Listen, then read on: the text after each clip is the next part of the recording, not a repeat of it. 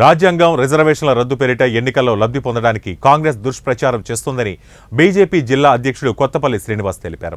విజయవాడ జిల్లా కేంద్రంలో ఏర్పాటు చేసిన మీడియా సమావేశంలో ఆయన మాట్లాడారు. ఎన్నికల సమయంలో ప్రజలకు మోసపూరిత హామీలు ఇచ్చి అధికారంలోకి వచ్చిన కాంగ్రెస్ వాటిని అమలు చేయకుండా రిజర్వేషన్ల రద్దు పేరుతో ప్రజలను పక్కదారి పట్టించిందన్నారు. పార్లమెంట్ ఎన్నికల్లో గెలుపొందాలని చూస్తోందని ఆరోపించారు. బీజేపీ అధికారంలోకి వస్తే వెనుకబడిన కులాలకు 10% రిజర్వేషన్లు కల్పించిందని వివరించారు. ప్రజలు బీజేపీకి ఓటు వేసి భారీ మెజార్టీతో గెలిపించాలని కోరారు. రాజ్యాంగంలో అంబేద్కర్ గారే చెప్పిండ్రు, మతపరమైన రిజర్వేషన్లు అనేటివి యాక్సెప్టబుల్ కాదు అని చెప్పి రాజ్యాంగంలో అంబేద్కర్ గారు రాసిండ్రు. మరి ఈ బీసీఈ రిజర్వేషన్ అమలు కావడం వల్ల జిహెచ్ఎంసీలో 50 సీట్లు బీసీలకు వచ్చినాయి. మరి 50 సీట్లలో మరి గెలిచింది ఎవరైనా అంటే బీసీ కోటా కింద 31 మంది ఎంఐఎం వాళ్ళు గెలిచిండ్రు. మరి బీఆర్ఎస్ వాళ్ళు 11 మంది గెలిచిండ్రు, 8 మంది మరి బీజేపీ వాళ్ళు గెలిచిండ్రు. మరి ఎంఐఎంలో గెలిచిన 31 మందిలో 29 మంది ముస్లిమ్స్. అదేవిధంగా మరి బీఆర్ఎస్లో గెలిచిన 11 మందిలో 2 ముస్లిమ్స్.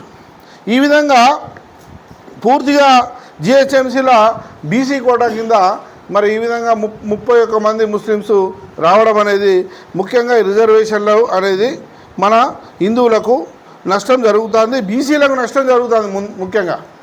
ఈ విధంగా మరి ప్రతి ఒక్కరు కూడా స్థానిక సంస్థల కోటాలో కూడా చొప్పించారు. అదేవిధంగా మరి రాజ్యాంగం విషయానికి వస్తే రాజ్యాంగాన్ని ఎన్నోసార్లు అవమానించింది కాంగ్రెస్ పార్టీ. మరి యాక్చువల్గా రాసిన రాజ్యాంగం మీద మన సంస్కృతి సాంప్రదాయాలు ప్రతిబింబే విధంగా రామాయణం మహాభారతం సంబంధించిన చిత్రాలు ఉండే, మరి వాటిని కాంగ్రెస్ వెలిగిన రానియకుండా ఆపింది.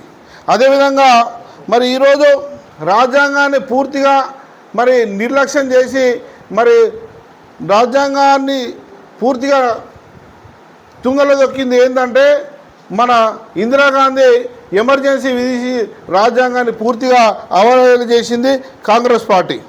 అదేవిధంగా మరి వీళ్ళు ఇంత చేసినా కూడా ఇప్పుడు ఈ రిజర్వేషన్ రద్దు చేస్తారు అనేది ఆ దుష్ప్రచారం చేసుకుంటా మళ్ళీ వీడియోలను మర్ఫింగ్ చేసుకుంటా మరి ఈ అమిత్ షా మాట్లాడిన మాటలను మన ముఖ్యమంత్రి Revanth Reddy social media team వాళ్ళు మర్ఫింగ్ చేసుకుంటే దాన్ని హైలైట్ చేయడం అనేది చాలా దాన్ని తీవ్రంగా ఖండిస్తున్నాం.